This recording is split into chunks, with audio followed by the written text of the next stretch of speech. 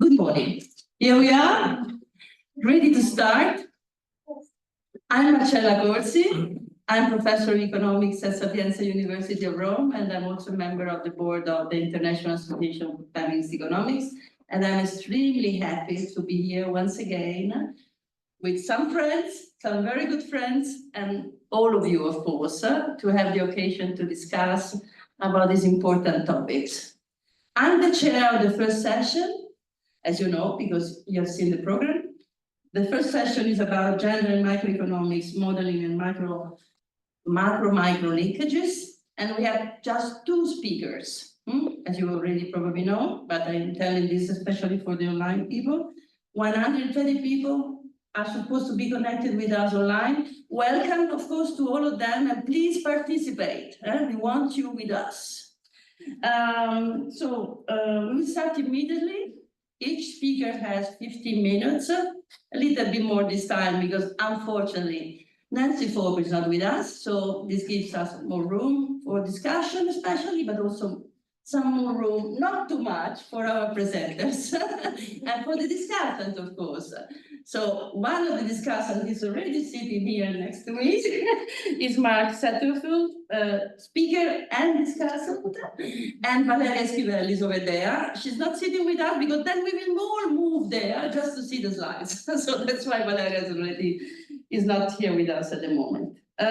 So 15 minutes, as I was saying, for each speaker, more or less, but I'm ready to, for controlling the time, and 10 minutes for the discussion. But please get ready for being part of the discussion, because this is really the aim of this workshop. So I will give you now the floor, Ajit. We start immediately, and we all move on the other side.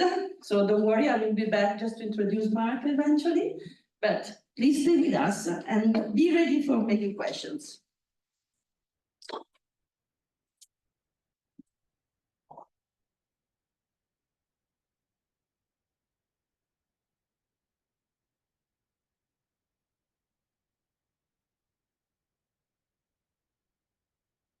Good morning, everyone. Thank you very much for coming to our workshop. I'm presenting a draft paper that was authored with Tom Masterson and Gennaro Zezza. The paper was commissioned by UN Women, and we're grateful for their support. Our basic idea behind this paper is to build a comprehensive policy tool for impact assessment. That is based on heterodox and feminist perspectives. So we start from the premise that admittedly, different initiatives for gender equality will have different effects on the various metrics that we use to look at gender equality. For example, employment rates, gaps in employment rates between men and women. Alternative policies are also, for the same amount of government expenditure, expected to create different impacts on macroeconomic aggregates such as the trade balance, GDP growth, etc.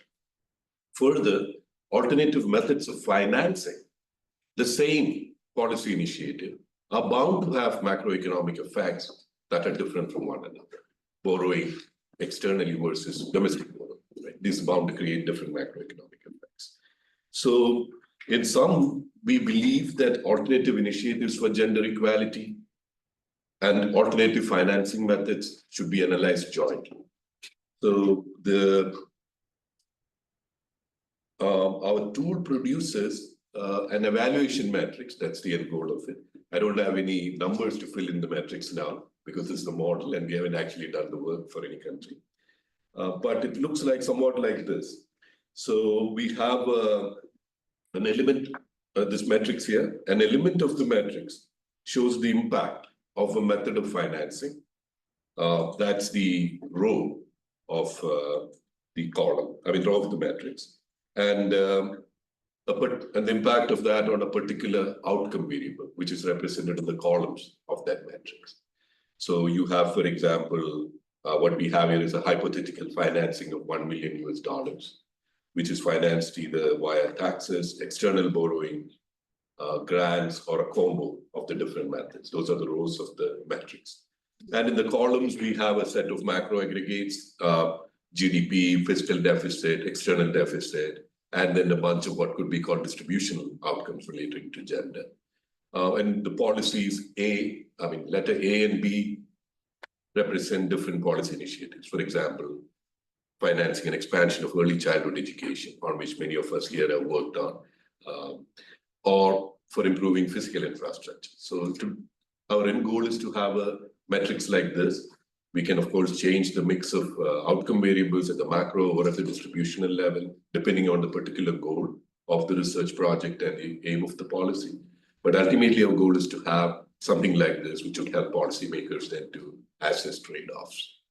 Now, just to give you a quick overview of the flow chart of the model. So a simulation run typically begins with what the specification of the intervention is. That's usually a combination of policy initiative and method of financing. For example, early childhood education expansion funded by domestic borrowing. And then the first block, so to speak, estimates the macroeconomic effects, right? The impact on GDP, as well as the financial balance of the domestic private sector and the external sector. The next block extracts what are called linkage variables, basically employment, household expenditures, and income. Linkage variables, because this is what is linking the macro and the micro domains. So once that's extracted from here, we are in the distributional domain. So we look at individual changes in the time spent on employment, followed by changes in individual earnings, right? And then adding up the earnings of individuals, we get household level changes in income and expenditures. And from here, we can estimate, of course, the changes in household spending. The resulting measures of household income and expenditures can be used in the usual fashion for constructing measures of inequality in income or expenditures. The other side of the micro model is looking at individual changes, individual level changes in time spent on unpaid care work or household production, right? So we expect the intervention as a gender equality, aimed at gender equality, is bound to have some direct effects. At least we expect. We want to allow that as hypothesis that it may have that effect. And then the changes in earnings and employment status through the channel of intra-household bargaining channel is bound to have again an impact, we expect, on the time spent on household production. So that again leads to individual and household level changes in time deficits, which in our view will have an impact on changes in income and consumption poverty via the channel of time poverty, as Tom and my colleagues here are going to demonstrate in the case of the United States in the next session. Okay, so finally, we would also want to look at some of the gender gaps in employment, earnings, poverty, and unpaid work that would emerge from the particular policy initiative and the method of financing it. Okay, so that's the broad overview of the flowchart of the model. Let me now get into some of the details about the two blocks, the two key blocks, which is the macro block and the micro block of the model. So the macro block is building on the work of the Levy macro modeling team, especially that of the late Vingodny. It's a stock flow consistent model. Like all other models, it also has a behavioral or a causal structure in it, causal part of it. But what really distinguishes the SFC model is that it is built on a tight accounting system based on 4 interlinked matrices. So the first metric, the social accounting metrics, is the one that probably everybody is more familiar with. And then we have the flow of funds metrics, revaluation metrics, and the balance sheet metrics. I don't have too much time to get into all of this in great detail, but let me just give you a sense of where we are going with this. So the first one is the SAM, the social accounting metrics. The one that's illustrated here has 6 institutional sectors. So it represents the flows of commodities and money across these industries and sectors. Production is disaggregated into several industries using an input-output table. The household sector is disaggregated by a representative sample of households, as I will describe a little later. And the disaggregation of WBH, which is the wage bill, and the net operating surplus, and the indirect taxes is also carried out in this framework. Now, what is clear from looking at this table is that each variable in the table represents a transaction between the sectors in the economy, right, over that accounting period. What Wynne always reminded us was that it does not carry out, looking at just such a table, does not carry out the logical implication of double entry bookkeeping. That is, suppose that we look at household saving, what form does it take? That's not evident in this table. So to look at that, we have to look at the flow of funds matrix, which describes the flows of finance between different institutional sectors. We also have to look at the revaluation matrix, which tells us the results of changes in the market prices of different assets, like changes in stock market prices or changes in prices of houses, right? So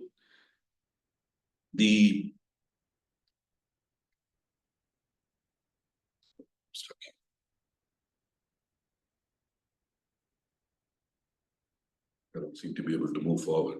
I know, please don't get alarmed. This is not the end of the presentation. It's nice. But you have some. Because otherwise it was covering part of the matrix, so that's why, but it should work now. Yes. Not able to move forward. No. Click on the presentation. Yeah. Yeah. There we go. Oh, fine. Otherwise your face was covering part of the matrix. So, nice face, but still, the matrix is quite important. Okay, so once we have considered the flow of funds metrics, right, together with the SAM, then the logical question is that what are the results of these flows, right? What happens? So to actually account for that in a macroeconomic fashion, to complete the macro picture, we need to explicitly bring stocks, that is, stocks of assets and liabilities into the analysis, right? So basically, we need to link the borrowing and lending that's taking place in the economy with the changes in the stocks of assets and liabilities. In doing so, we also need to consider the change in the market prices of the assets and liabilities, right? So, but we don't go into that in great detail here. We'll jump straight into the balance sheet matrix, which was right here. And the accounting identities that is implied by the two sectors, they yield certain fundamental accounting equations, balance equations. So the first one that I'll just mention here briefly is the three balances, right? So, which basically states that the net acquisition of financial assets, when you arrive at that estimate from the accounting structure of the model, and you take out of that the public sector's borrowing requirements and the current account balance, that should sum to zero. So the crucial implication in our context for thinking about issues of gender equality and about the alternative policy scenarios is that, for example, is a initiative that is financed by public sector borrowing requirements, an increase in that, compatible with a constant current account balance, as required by IMF conditionality. Remember, the applied work that we are doing using this framework is mostly for countries in the global south, where IMF conditionalities, external balance of payments constraints are very serious. What happens to the private sector balance? What are the implications of a private sector debt fuel growth on gender equality? So these are the kind of issues that we can address with the model. Let me also say something briefly about the flexibility that is built into the model. We can introduce institutional categories or asset classes as we like. We can disaggregate, aggregate as we wish. We can disaggregate the production sector in different ways, depending on data availability and the country context. Maybe we want to introduce on-account agriculture, which would be important, like if you're studying Tanzania. Or you want to incorporate an early childhood education synthetic sector, which would be important if you're going to examine the implications of investing in early childhood education. Price formation in the model can be done as a mixture of market pricing, pricing at cost, or certain markets which are externally given world market prices. Like if you're doing it in the context of Ghana, cocoa prices are set externally. So you have to take that into account in the model. So the modeling rule of thumb is to reduce the degree of complexity as much as possible, while keeping in mind the research question and the availability of data. Let me just end this macro section by contrasting this with the general kind of the standard tool, which is the computable general equilibrium model based on general equilibrium theory. Now, before I do that, I want to just make the link between what the macroeconomic theory that underpins the macro block and the general post-Keynesian heterodox perspective, which Mark in his book, Heterodox Macroeconomics, uses a very good overview, a book that I strongly recommend. But the additional detail about the linkage between sources and uses of funds helps us analyze about the sustainability of debt, of financing methods, and so on. The stock flow links provide a dynamic structure, right, which helps evaluate these things. And the construction of this kind of a framework improves really the quality of the macroeconomic data itself, which is what we have found. For example, Gennaro did this work for Ecuador, not building a for gender-aware economic analysis, but for a macroeconomic picture. And this was one of the consequences of that. Now, most traditional CGE models ignore the financial side. The ones that do have them, the World Bank's MAMS, for example, assume that, according to good marginalist theory, assume that investment is financed out of saving, out of a fixed amount of available liquidity, and full employment of productive resources, including labor, happens as a result of flexible prices, right? So under these assumptions, new government initiatives can be financed either from higher taxes or by crowding out saving, which would otherwise have gone to private investment, right? So by design, the traditional CGE models imply that policies will be less effective than with respect to our approach because of the structure of the model itself.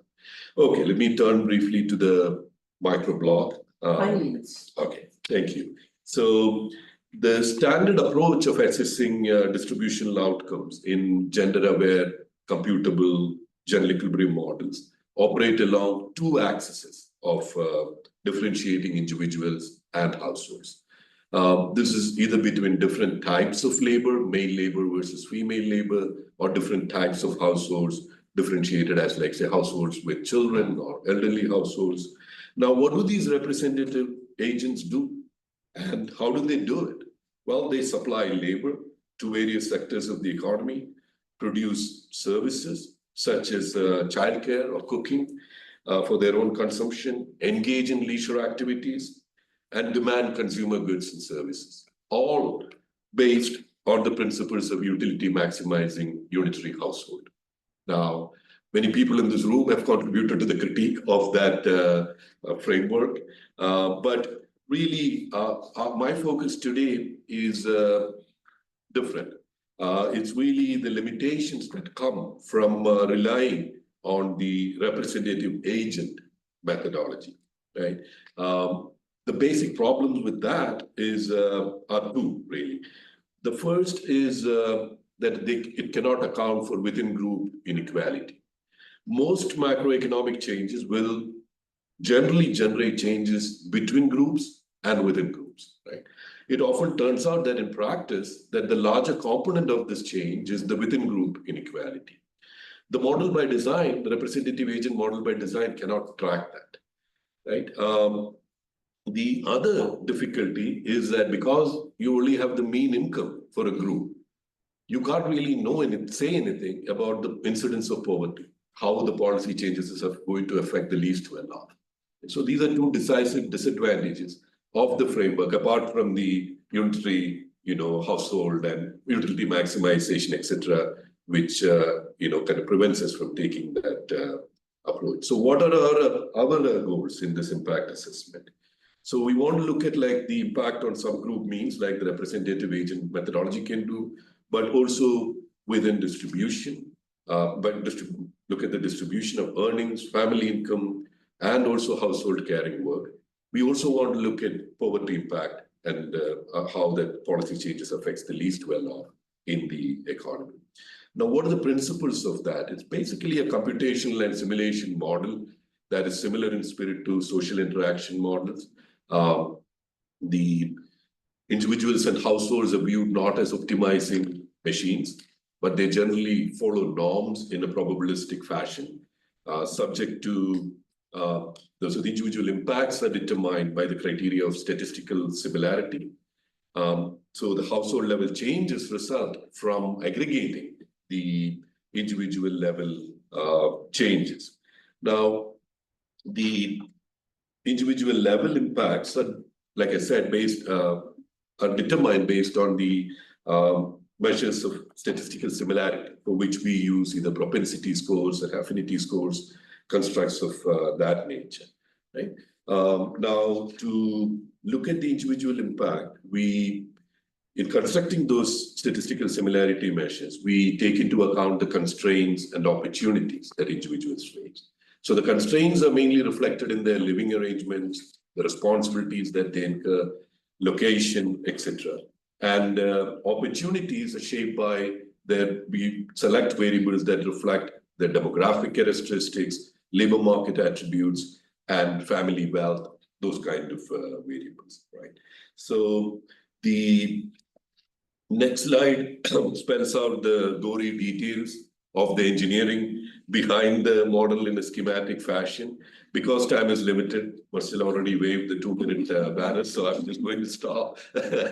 And I'll just point out that the bunch of equations on the boxes on the left side gives us a predicted values for earnings and hours of employment, or for those that are actually employed and those that are likely to be employed. That is, in our jargon, with recipients.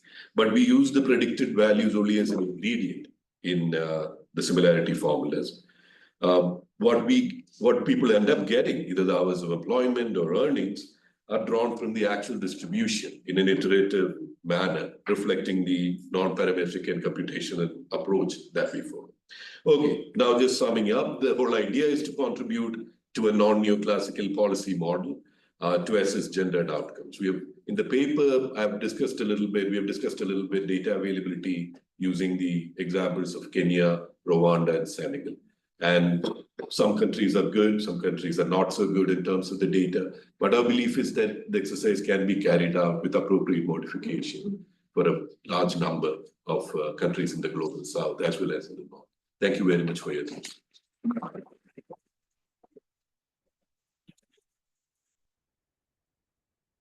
Thank you so much, Ajit, really, also for the perfect timing. So now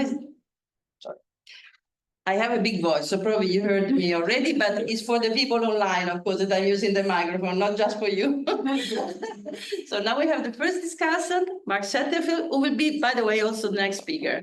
And then, of course, Valeria will take the floor as the final discussant. And then you, the slides for my presentation, not for discussion about its paper. Yeah, great. Thank you. 10 minutes, eh? Yes. Keep me on this as well. Don't worry, I'm here for that. Oh, good. Yeah, that's Just right. in front Yeah, of you. that's great. Sorry? Do you mind presenting first? Oh, Oh, I so see. You prefer to do like that? If that's okay with No, you. I would prefer like that if you don't mind. For me to present first and then. No, I would prefer the discussion The first, that's especially fine. for this session, because we have plenty of room. I just have to stand here and. No, it's true. I think it's at the head, That's right. There you go. There we are. Okay, so discuss at hand first. First the discussion and then the presentation. Just tell me. So Ajit, I enjoyed the paper. As we've heard, this is really quite a large scale model. It's actually two models, a macro simulation model that then links to a separate micro simulation model. So it's an ambitious project, and I say that with admiration. I'm glad you're doing that, Ajit, not me. But there's always a sort of problem with a project like this, that it can suffer from referees and discussants, a sort of death by 1,000 cuts, you know. So what I'm pointing out here is I'm going to try to avoid that. I hope I can live up to that standard. As you know, you haven't had anything to say about the sinking of the Titanic. You know, I mean, the model inevitably Mark, doesn't. stand closer to the microphone, Oh, okay. otherwise I cannot hear you on the line. Sorry, I'm forgetting. I like to wander around. That's the problem here. So I'm going to try to sort of engage with what you have done and constructively rather than, and as you said, in any case, the model has flexibility. Not all of the behavioral characteristics are set in stone.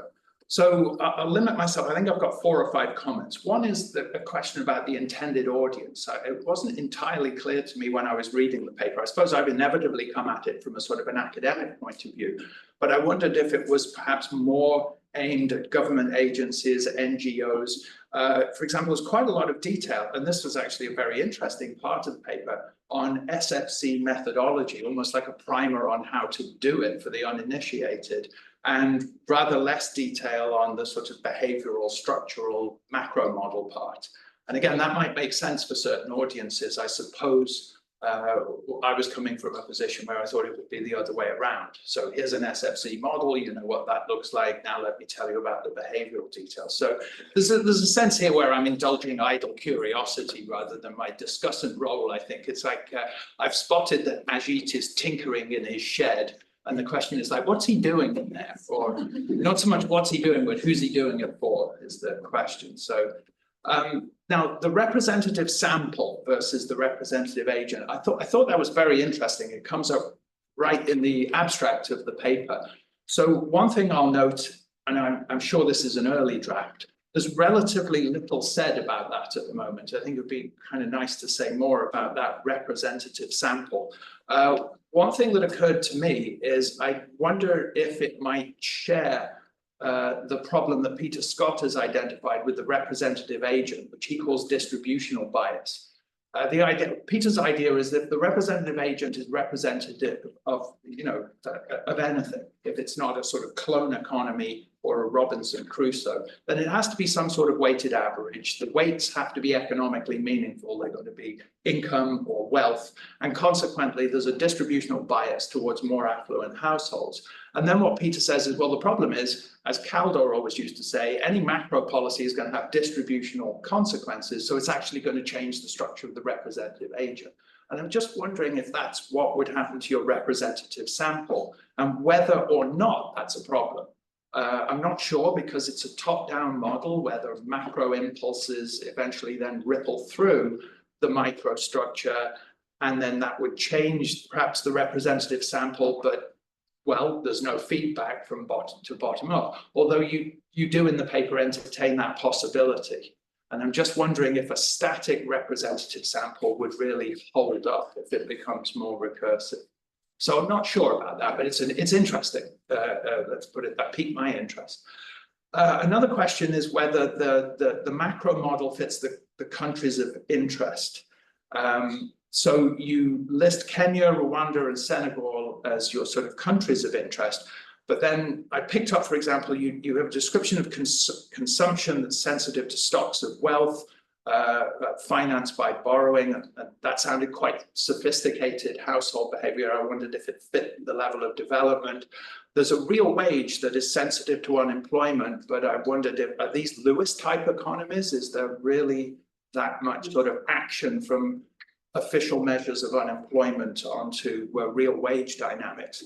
And just to be a bit more positive here, those two instances, I think, contrast with your discussion of finance, where you say, well, hey, the central bank here is going to be constrained by international financial arrangements. And what about microfinance rather than the sort of finance? So it'd be interesting to hear your thoughts on that. Then there is the sort of top-down structure and the social reproduction of labor aspect. Great, I'm coming to the end. So you talk about how time that is devoted to household production is actually important for individual households because it produces goods that are in some sense necessary to household welfare. And despite that, if I understood the model correctly, the time devoted to household production ends up being a residual. after the demands of the macroeconomy have led to labor force participation. So that gave me pause. And in a nutshell, to come to the point, I mean, one thing is, and I suppose I'm alluding to my own presentation here, what about the social reproduction that is necessary to put the labor back into production in the next period? But more generally, would it help to maybe put a lower bound constraint on the amount of time that the household has to spend on household production if it is indeed necessary in some sense to household welfare, rather than just having it as an adjusting residual? And maybe what that means is that if a household can't meet the demand of time that you're trying to allocate towards it, maybe the model moves on to the next household or the one after that until you find a household that can satisfy the demand of the labor market without violating the lower bound time constraint on domestic production.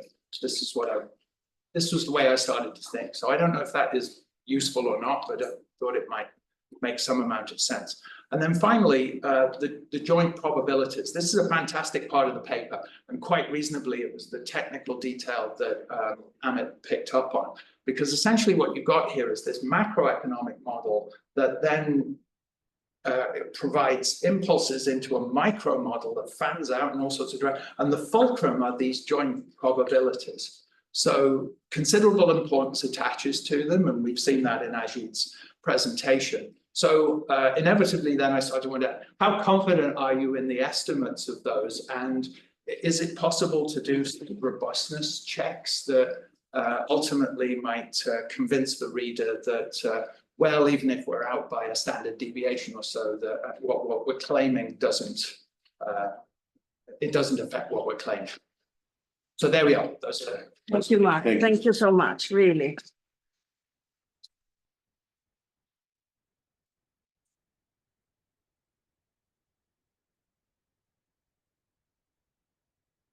So now I change. Exactly.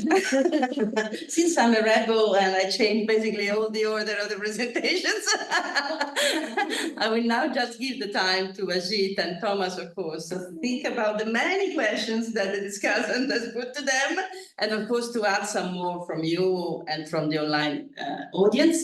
And we will move now to Mark's Setterfield presentation, and then to Valeria, and then we will open the discussion. But please, keep notes of what you want to ask. Thank you so much. Okay, so Mark, the floor is yours. Thank you. Me again. New presentation. So it's good form in science to go from general to specific, but I fear here we might be going from the sublime to the ridiculous, because after Ajit's super model, I feel a little bit like saying, hey, I'm a plumber and I think I've designed a gasket that's really kind of useful and fits in there somewhere. But gaskets are important. So let me show you what I got. So the jumping off point for this paper is a sentiment that I've associated here with a paper by Nancy, but I'm sure it's sort of shared by this audience generally. The idea that feminists have had so much to say about social structure and agency that you would think that their insights permeate an awful lot of macro and micro theory by now. So, well, instead of dwelling on whether or not that is in fact the case or whether it lamentably is not, what I'm trying to do here is sort of take it up as a challenge in my corner of the world, which is heterodox macro modeling. As I tell my students at the new school, and former students included, I'm just a vulgar macroeconomist. Okay, so should I be doing differently in light of this insight? So one aspect of the project, and it is only a small aspect, is integrating on the supply side the role of gendered unpaid caregiving in the home, what I'm going to call here the social reproduction of labor. I'll come back to the terminology a little bit later on. So the thinking goes something like this.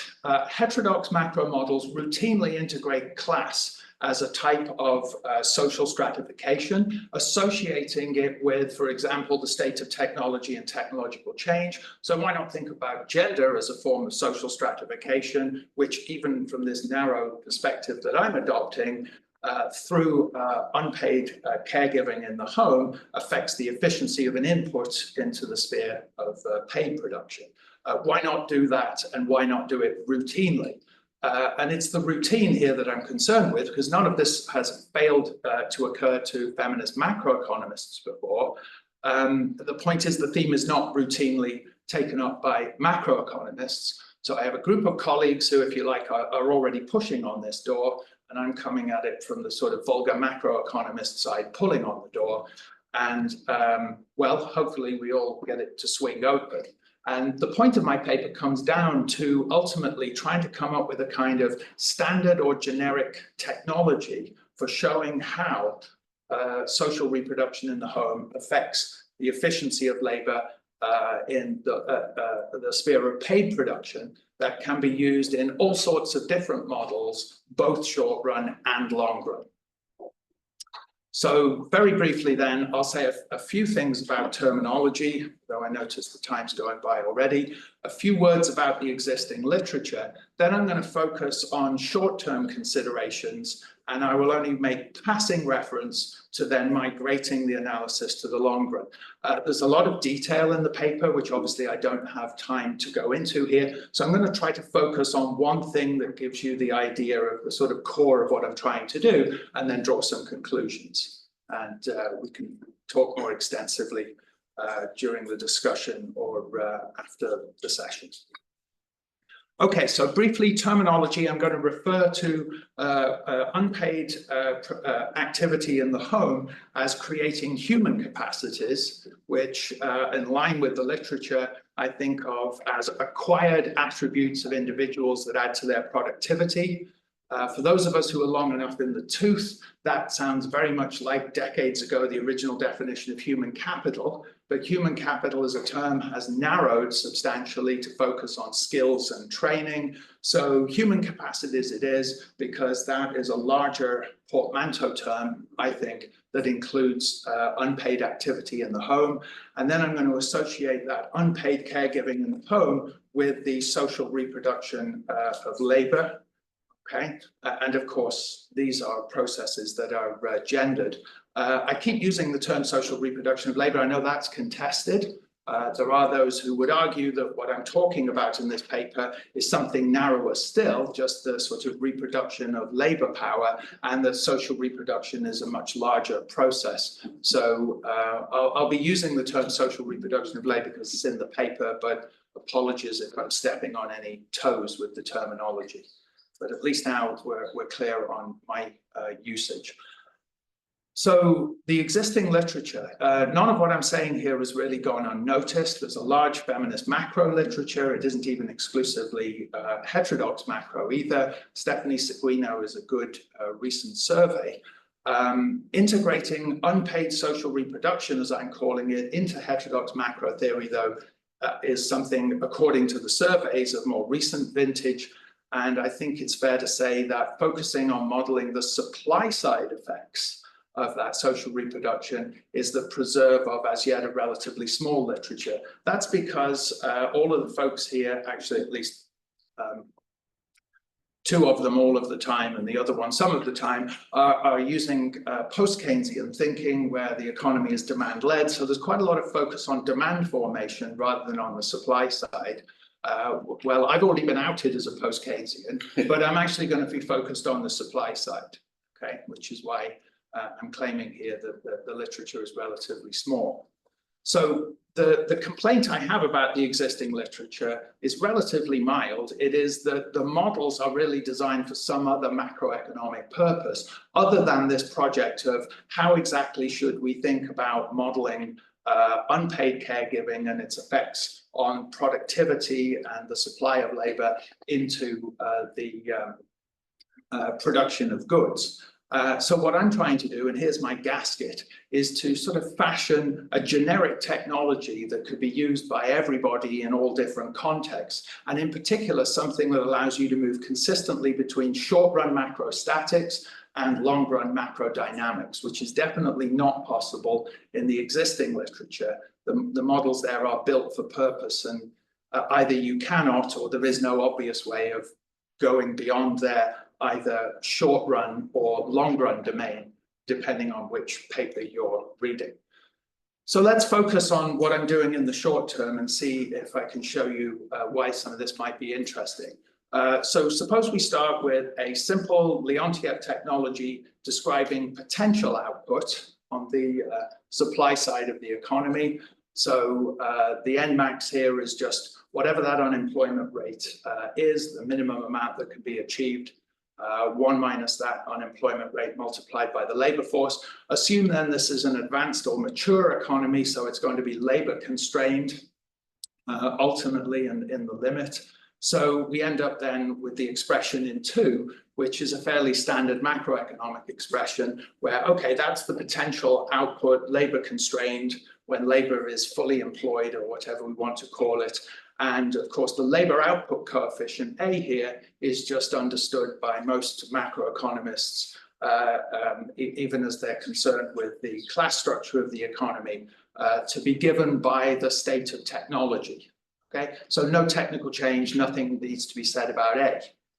So what I do then is I say, well, hang on a minute, suppose we first take this short run in macroeconomics and decompose it into a series of production periods. So there are n production periods, and we think of A, which is essentially a measure of productivity in paid production, as being a weighted average of its value over consecutive production periods, where in each production period, AI depends on its value in the previous period multiplied by, well, you can see this exponential term here.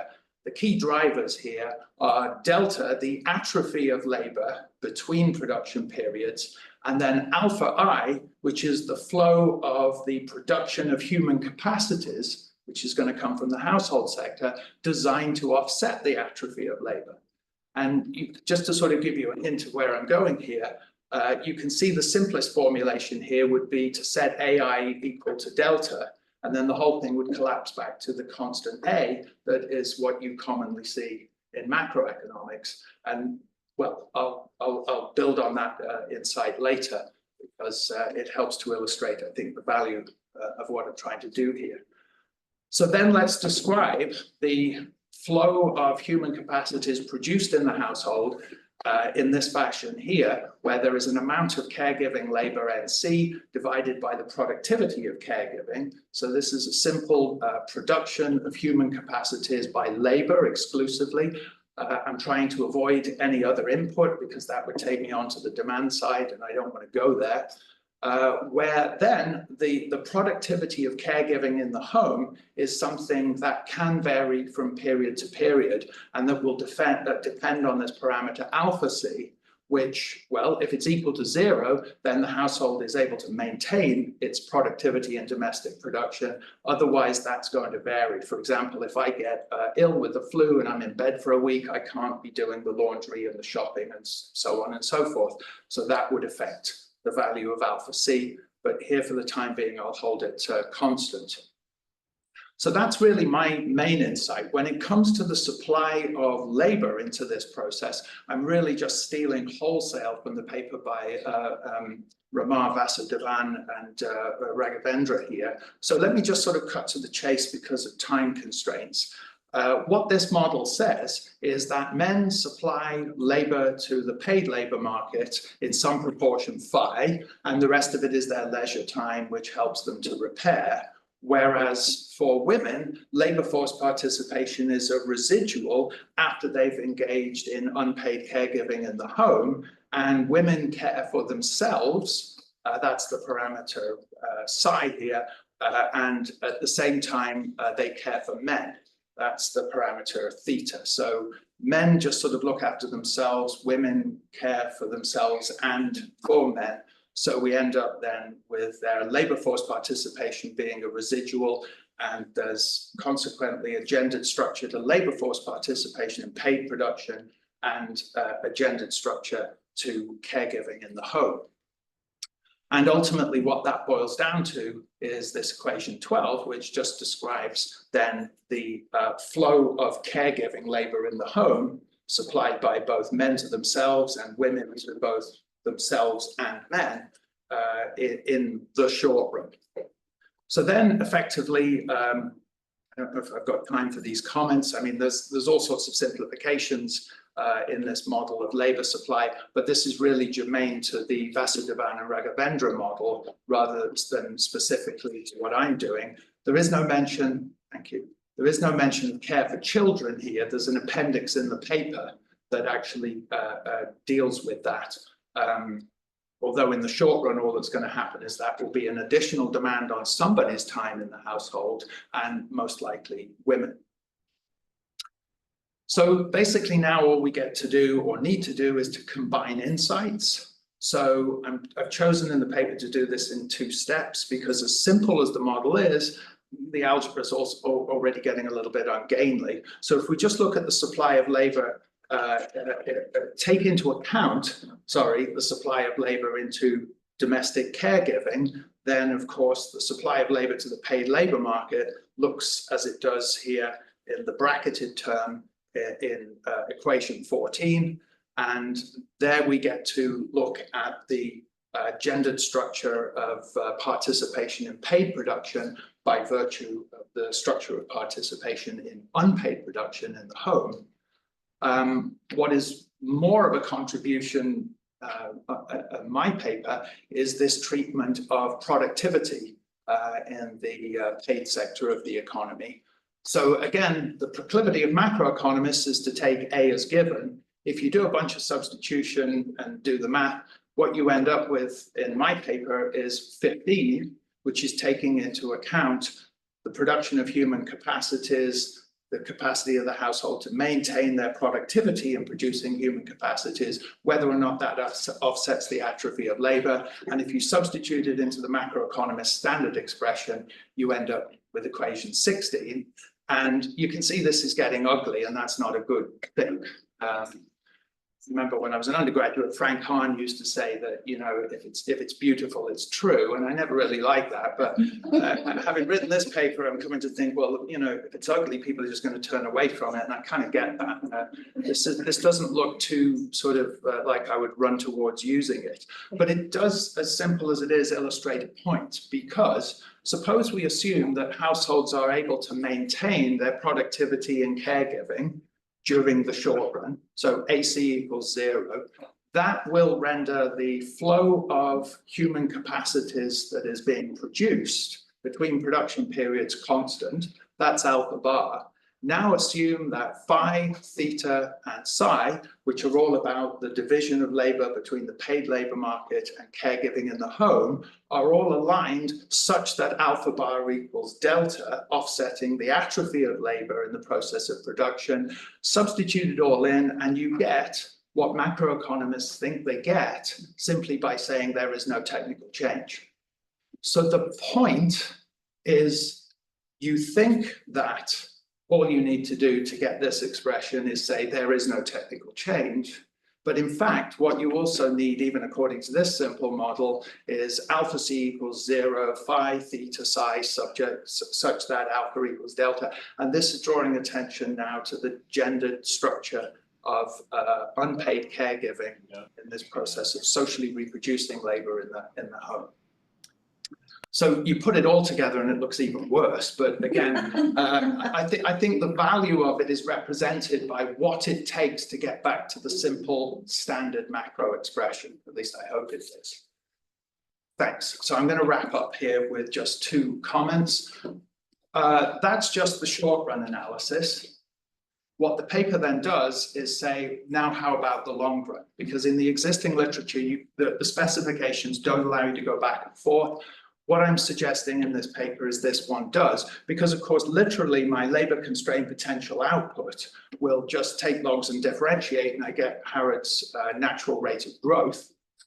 So what I'm able to show in the paper is 2 things. First of all, that everything that I've had to say so far will now affect alpha hat, which is the reciprocal of the rate of labor productivity growth, obviously a vital constituent with the natural rate of growth and long-run standards of living, et cetera, but also if I take from Heinz and Folber their model of endogenous population growth, their treatment of N, then it turns out that everything I've had to say so far about the construction of unpaid caregiving in the home will also affect that variable. So the expression, unfortunately, then becomes to quote Tom Michael, truly barbaric. It's horrible. But again, as simple as the model of what's going on in the household is, it illustrates that this is macroeconomists is what we're actually taking for granted. You know, the idea being maybe we shouldn't be taking it for granted at the very least, but we'll have to defer to the paper for the details. So to sum up, social reproduction of labor, it's a small part of the feminist macro ecosphere, but it's obviously important. I don't have to convince anybody here of that. The value of this paper, I hope, is the gasket, the sort of generic or standard technology that at least in the first instance could in principle be used in a whole suite of macro models, whether they are short run or long run, and would then enable the more routine incorporation of these considerations into heterodox macro modeling in the same way that you already see class structure integrated into those models. We'll see.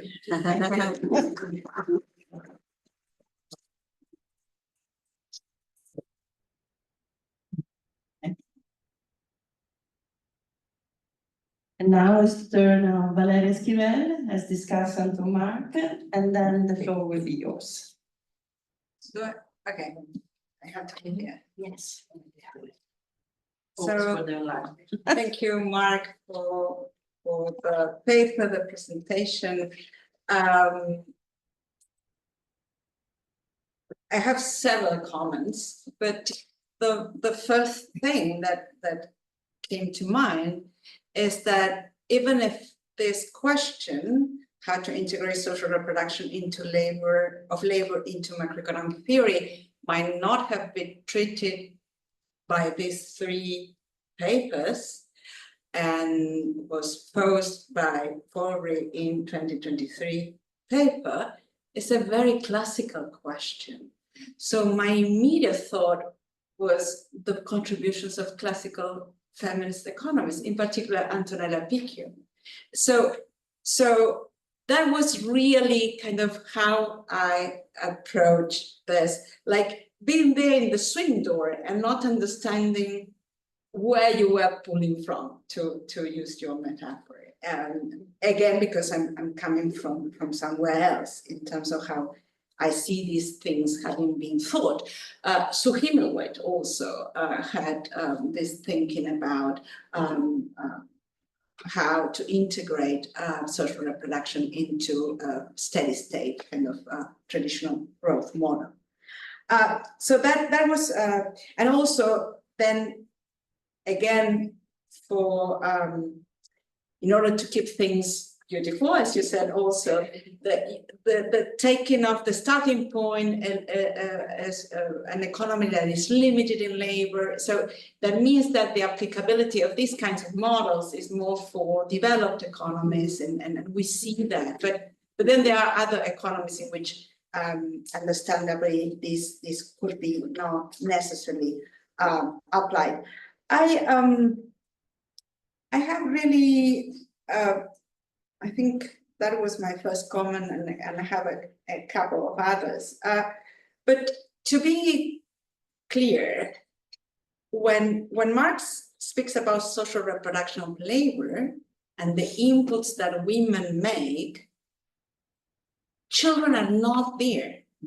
So basically, the model says that women care for themselves and for men, and men are the recipients of these women's care.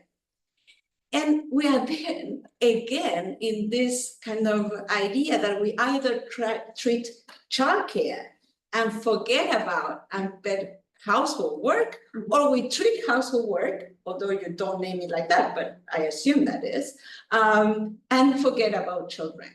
And even if there is, as Mark said, an appendix, I thought, why are we doing this?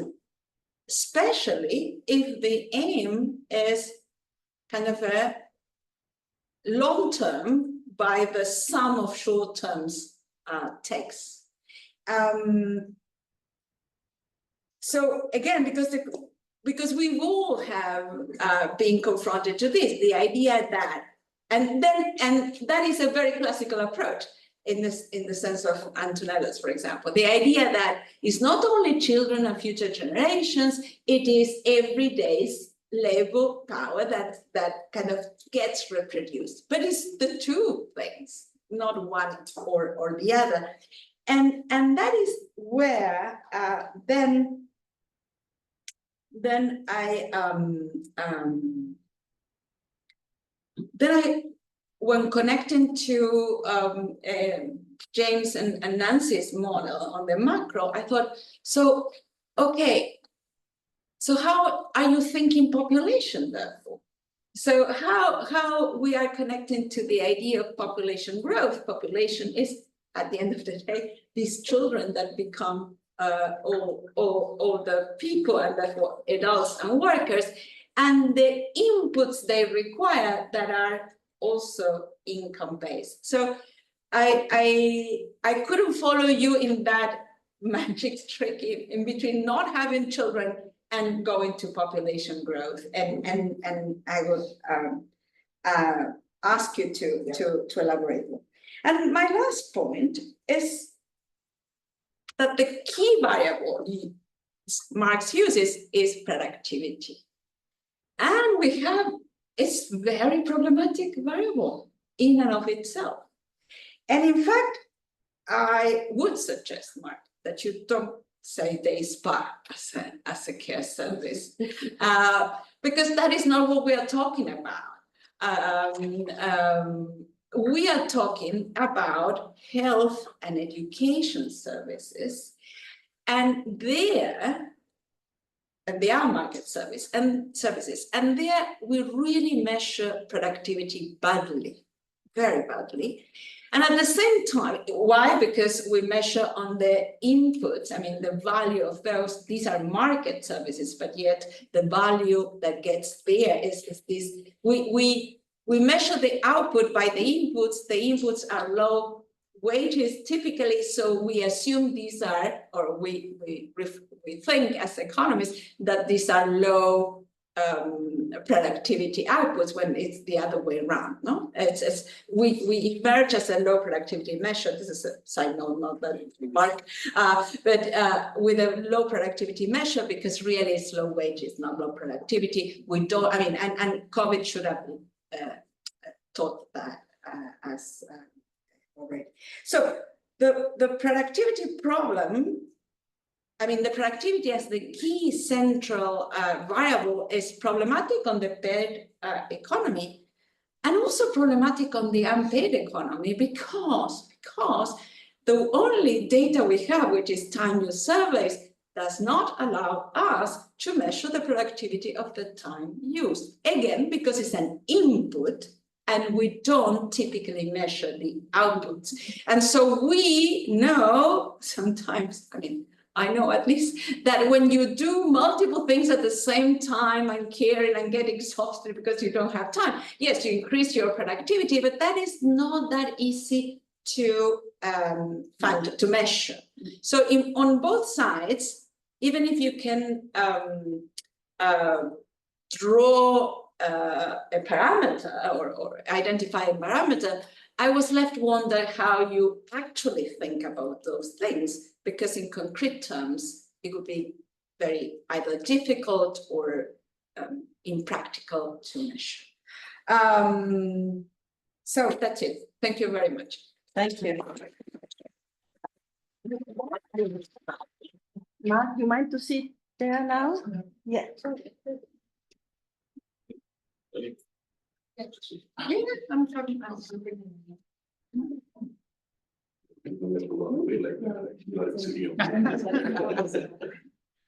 Fine, so we are perfectly in time, as you can see. So plenty of room for discussion up to 10:50. I would like now to open the floor. Also online, please bell, shake your hands in case. And I would like to start with Ajit, Thomas, and Gennaro, my friend. And we never, well, actually, I didn't mention my friend Gennaro, Zezza, but of course. And I will start on the first paper. So any question for the first paper? Then, of course, I will leave the floor to the speakers as soon as the question ends. Julia Zacchia, please. You have to come there. Yes, because of your line, if you don't mind. Okay, great. Sorry, I didn't know. Thank you so much. And so interesting. Just, I mean, one curiosity to understand better.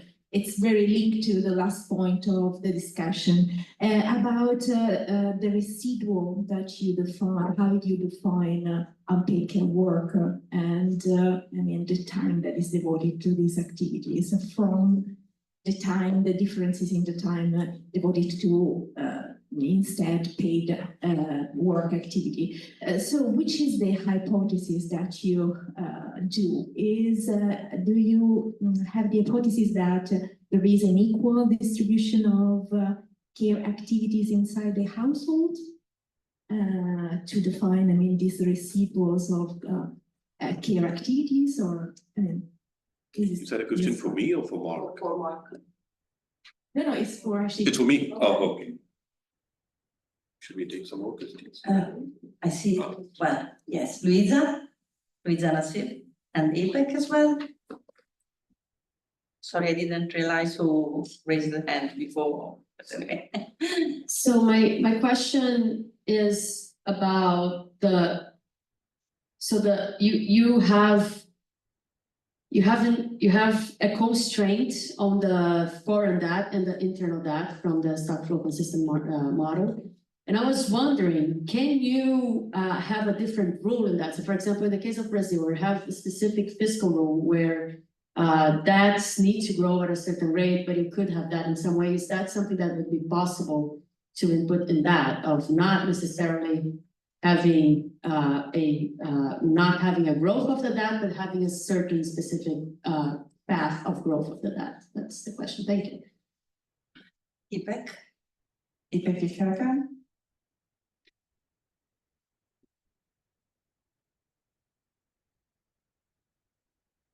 My question, Ajit, has to do with the methods or sources of financing that your model, your exercise wants to distinguish in terms of the various impacts. You started out saying this is about the combination of the type of policy intervention and the type of financing that is used for that particular policy intervention. The impact of the different sources of financing are apparently going to be on GDP, current account, like all the macro variables. But my question is, how about the other components, on the impact on paid work and earnings and the gender patterns there, and the impact on gender patterns of unpaid work? Would the sources of financing, the method of financing, also make a difference for those outcomes? And the second question is, when we talk about a particular policy intervention and financing, it seemed to me, and I'm not sure if this is correct, that you're implicitly assuming that in order to finance that particular policy intervention, such as investing in childcare services, there would be an increase in public spending. But would reallocating public spending from one line of spending, let's say physical infrastructure, as we do in our competitive frameworks, to social infrastructure, would that be also something that your modeling would be able to capture in terms of the different impact on these components? There is a question over there. Mina, if I'm correct.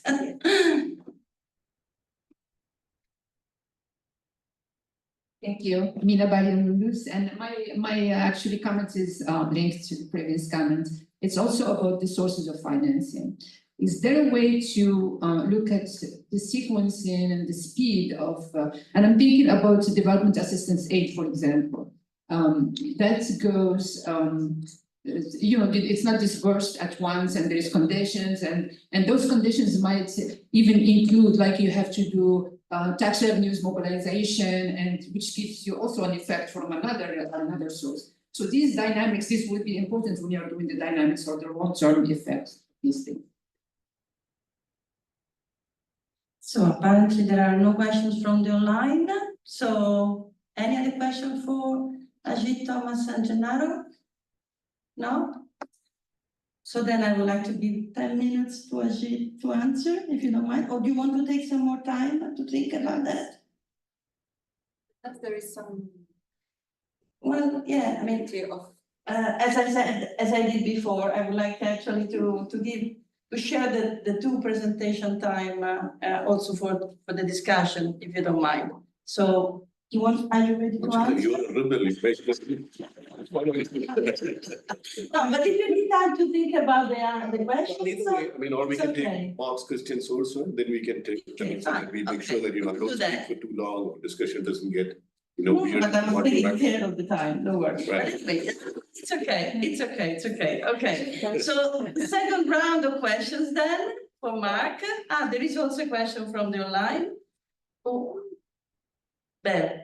Yes, from Sarah Costa. Why divide the unpaid labor between self-care for women and care dedicated to men? Yeah. In line actually also with what Valeria was saying. Mary, do you want to ask a question as well? No? Any other question? Luisa. I'll start here and then. Yes, please. Introduce yourself because unfortunately I don't know you. Hi, I'm Vijayamba. I'm from India. Thank you, Mark, for that presentation. So what I was thinking is in the context of developing countries, women carry out a lot of simultaneous activities when they're doing unpaid work.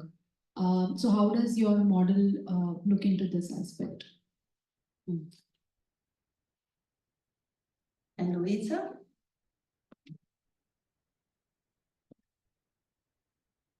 So the first, I want to make two quick comments on things that I am missing on what you're saying, but at the same time, the fact that you were saying exactly the opposite, Ajit, I'm not going to address what is not there, and makes me feel a little aware that I'm exactly saying the opposite of that. But anyways, so the first thing is how would you even mention care for the elderly if your main way of introducing care is by impacts on the productivity? So this is something that I think even it needs to be addressed somehow and mentioned. The second thing is, and I have no idea how you deal with that, but I also think there is this communal nature of care, which when you are in the individual level thinking of the care, it's completely stripped out.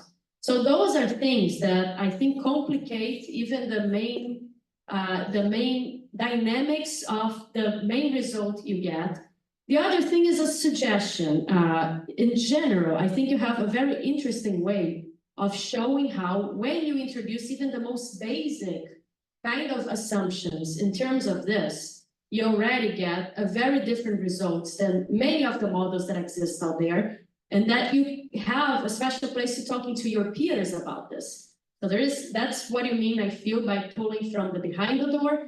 So maybe when you're pulling from the behind the door, you can start by pulling it with a very focused way of talking about this. So let's just talk about this one type of equation that everyone has been using over and over and over. How does that equation changes when I take this into account, even with all the caveats that I have in my way of speaking of this, instead of coming up with a full model at first? That's one, yeah, thank you. And Ipek and Karakan again? And also another question from the online.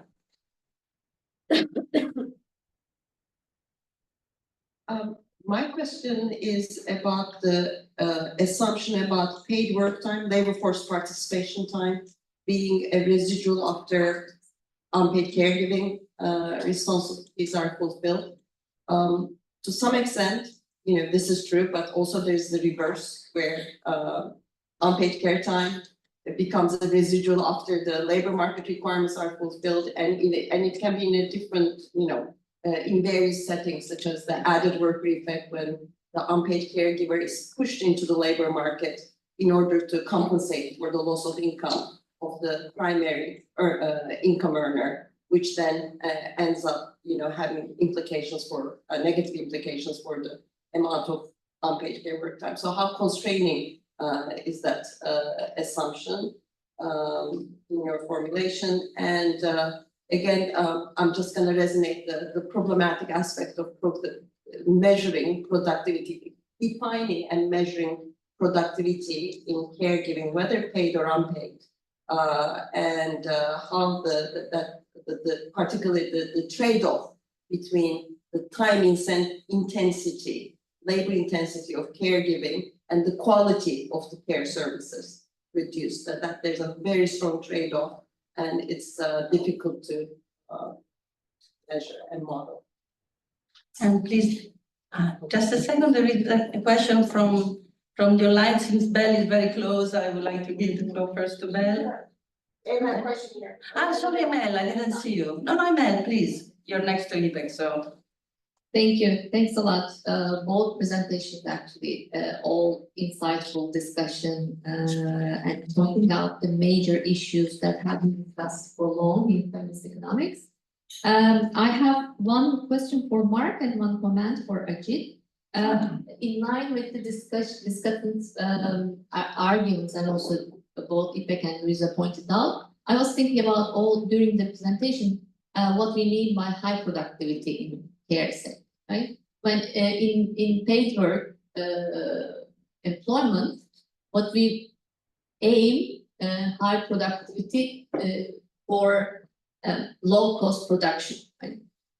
When we say high productivity in care work, how do we link that to make production less costly? What does it mean? You know, and how the intersectoral transfers would mean in terms of your modeling about, care productivity. That would be a good clarification and discussion. And it was very interesting and genius actually thinking about this labor productivity issue about care work, but it has been so problematic from the beginning in feminist economics literature, let alone paid work productivity issue. And the other comment is for Ajit. It's amazing, Ajit, that you linked all the macro part as our discussant mentioned with micro, all the details, micro simulation and micro modeling for especially integrating household production public picture. We have been getting a lot of questions about when we were doing limited calculation and Ipek, all the work on early childhood education simulations. We were getting a lot of questions about the macro from a macro point of view. And the idea was, there we were just unable to answer the questions about what are the alternatives. How do you end up with macro impacts on investment policy? If the government is trying to decide where to put, one Turkish lira to this sector or the other one, what would be the implications on that kind of investment? How do we convince governments and so on?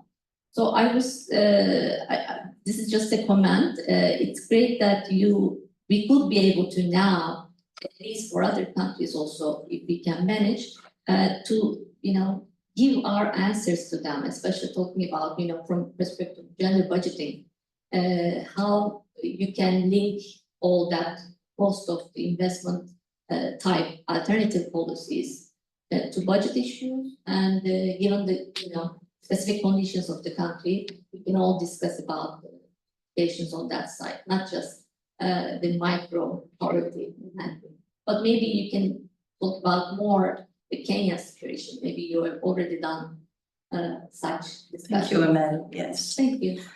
Now, Belle, and then we close with the last questions. Last question. Very quickly, from Jacqueline Velasco, why do you use a Leontief technology in the model? And there is a question there.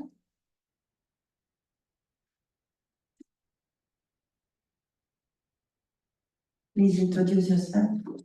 Good morning. My name is Hussein Moliko. My question is to Ajit on the first paper. I just have two. Probably I wanted to get a sense from you in terms of looking at the alternative methods for financing. Have the expectation, would they be different, specifically looking at financing gender equality to any other social or sustainable development goal program? I'm trying to see whether it would specifically perform differently if they've been poor in terms of allocating budgets for education or infrastructure or any other priority. What are your a priori expectation for the different countries that you are specifically looking at? And then the second, and if you expect it to be different, what would the reason fundamentally be if they've been poor in terms of budget allocations for anything else that's SDG related? I think the second question is, to what extent does policy embracing gender equality affect your outcomes? So you've got 3 countries there, Senegal, Kenya, and I can't remember the third one. But if they haven't embraced it as a policy imperative, to what extent would that then influence the results in terms of looking at alternative mechanisms for financing gender equality? It may not. Is it a priority for these countries? Is there any way in which you can say, for instance, Kenya has prioritized gender equality vis-a-vis Senegal, vis-a-vis Rwanda? Is there any metric that you're using to compare the different countries? Thank you so much. So now we have roughly 10 minutes for each speaker to answer to all the questions and comments that we received. I just had a very minor, well, not so minor as a matter of fact, comment about my presentation. I feel a bit like Valeria, quite uncomfortable sometimes with the wording. First of all, what means care? You know, for us it's very important. You always spoken about the care for, but there is a care with, for example, that is extremely important. And since you mentioned several times, Nancy, work, of course, she worked a lot about also even the distinction between work and labor, for example, which might be crucial somehow in talking about social reproduction of labor or social reproduction of work. That's a big question. And the other comment is about the human capacities. Why not capabilities? And the floor is Ajit now. Okay. Thank you. Also the microphone. Let's switch. 10 minutes. Okay. So, well, thank you very much. Thank you very much, Mark, for your insightful comments on the paper draft. As of course I mentioned that the paper is a draft, so some of the things hopefully will get fixed as we go along. But in terms of the ambition in the paper, we are used to doing ambitious things here in the Institute. A part of the work was actually has already been done for Tanzania and Ghana, where we used social accounting metrics along with the microsimulation model to look at the impacts of investment in physical and social infrastructure. This exercise is more complicated because of the SAM, which requires larger body of data like growth funds and balance sheet data and so on. But conceptually, the work is something that we have built perhaps 3/4 of it. You know, so in that sense, I think you're perhaps overstating our ambition in the project. As for the stated audience, you are absolutely right. This was pitched towards UN policy making, governmental agencies type of audience, because as I mentioned, it was drafted for the UN women. So it was less of an academic audience that we had in mind when we drafted the paper. So the emphasis on the SFC approach versus on the behavioral part of the post-Keynesian, you know, what are we saying, was because of that reason, because SFC is less well known, whereas the kind of Keynesian type of approach thinking about aggregate demand and growth is like more well known.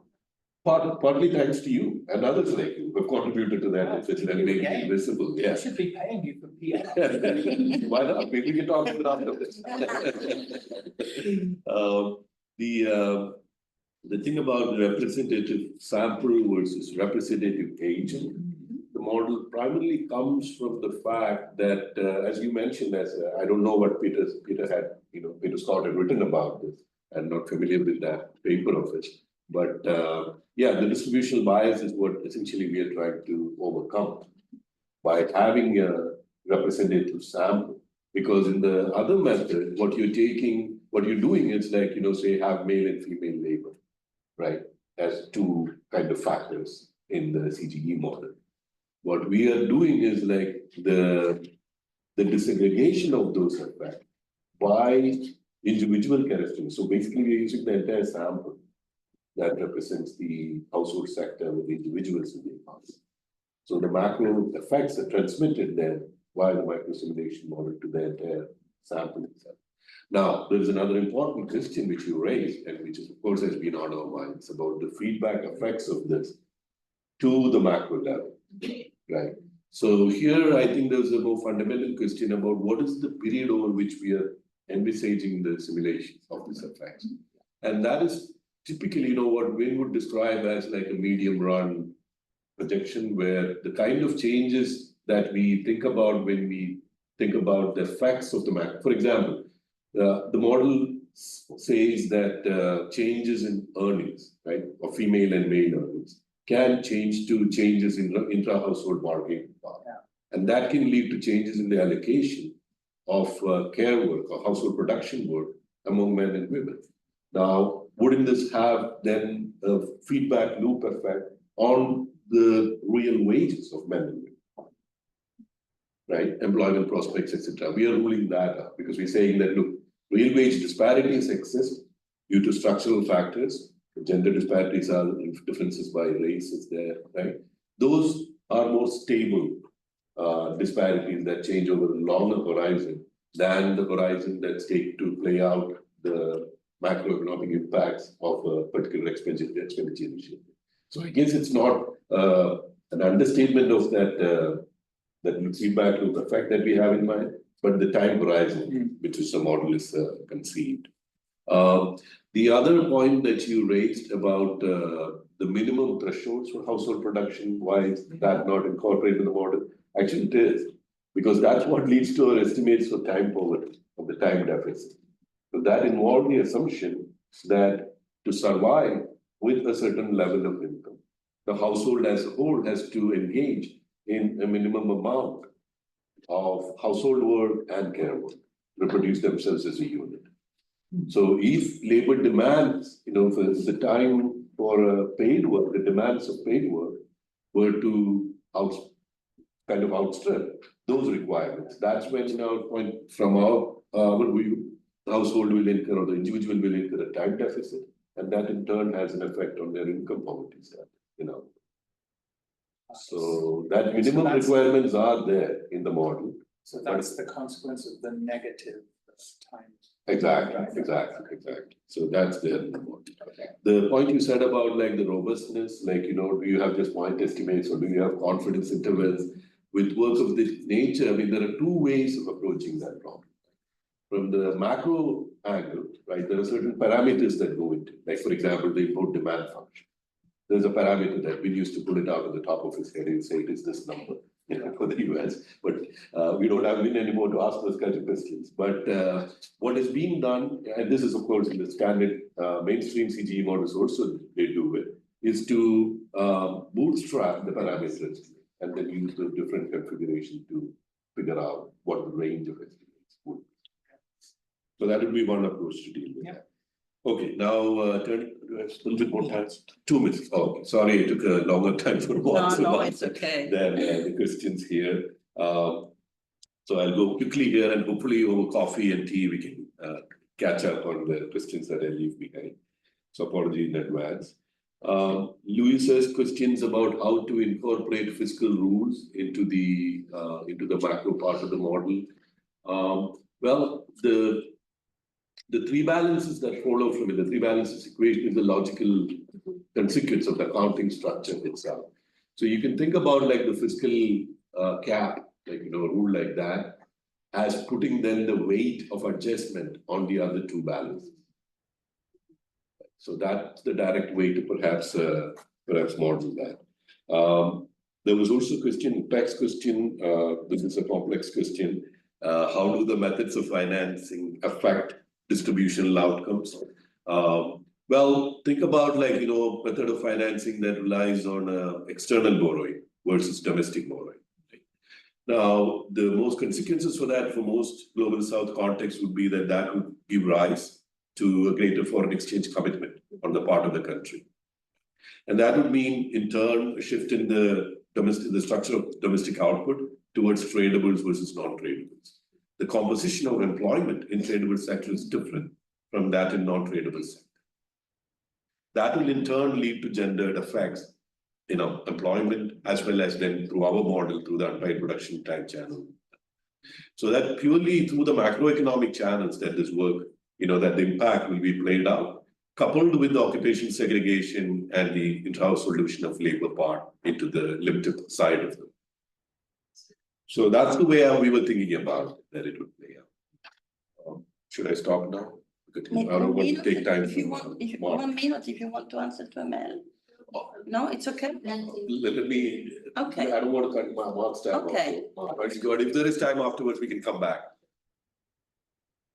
Okay, I'm sitting here trying to, well, first of all, thanks to everybody and especially Valeria for a lot of very interesting comments and all very helpful. Just sitting here trying to think of a way of getting through everything in 10 minutes. Yeah. I'm not sure I can, but I think that there are different kinds of clusters of comments here. One thing that I know that a lot of you don't is that I've had back and forth with Nancy. In fact, I was looking forward to talking to Nancy further about the latest comments she gave me. And she thinks I should go even harder into the focus on productivity, which is ironic given some of the reactions to that, but they go. Differences of opinion. Next round of the discussion. But let me start actually with Louisa's final comment, because you've hit the nail on the head. The point is, and I hoped it would be even more forceful, was even the simplest, crudest, most reductive model fundamentally changes the results in the regular old macrosphere, okay? Now, the most disappointing part of this paper, to my mind, is that even as the majority of comments have said, how about this, how about that, let's have a richer version of what care is, let's have children, let's have more, which is what you would ordinarily hope for, right? Here's the sort of simple start, and then now let's introduce all of these interesting and useful and important extensions. It looks like this may actually need to go backwards if the idea is to get people to integrate some of these insights into macro models as routinely and ordinarily as they say, ooh, there's social class out there, let me differentiate between saving propensities, which is bog standard. So, to my mind, this is the most negative outcome of the paper, is that I hoped it was a real simple start, and the expectation is everybody wants extensions because they recognize a field that they're devoted to, and it's like, you need to be doing this, that, and the next thing. And you think, yep, those are the next steps forward. And yet already it looks so ungainly that I can imagine that some of the audience I'm trying to poke with a stick here is going to say, yeah, so that's the big problem. So in that context then, a lot of the comments have called for extensions that I think are useful and important, and that's where I would have hoped that this would go next. Some of them are questions about what Ramar was doing in her paper, right? Because I was just stealing wholesale her distinction between men who care for themselves and women who care for both themselves and men as a sort of very crude way of getting at some kind of gendered structure of the allocation of time, although it certainly doesn't get to the point about, how gender affects the way we value things, which I think is an important, I mean, even if men end up as nurses, they're not paid as much, and that tells you something about the way that the job itself, not who does it, is being affected by gender as a type of social stratification. I will say, I think that the issue of productivity, of course, is generally important, even in the narrow macro side of things. The measurement of output is incredibly convoluted post-93 with imputations and hedonic pricing and Lord only knows what. Of course, as a theorist, I can represent anything by a convenient little parameter. The leap to measurement, I think, is the problem. It isn't kind of measurement and theory. It's easy to theorize. The problem is, how do you get to measurement?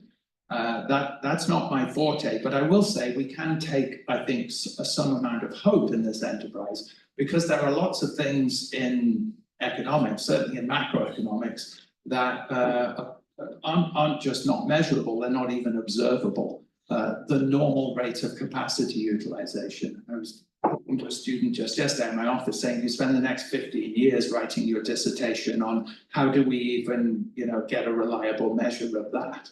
I actually think you can at least observe to some extent productivity of certain types of care in the home.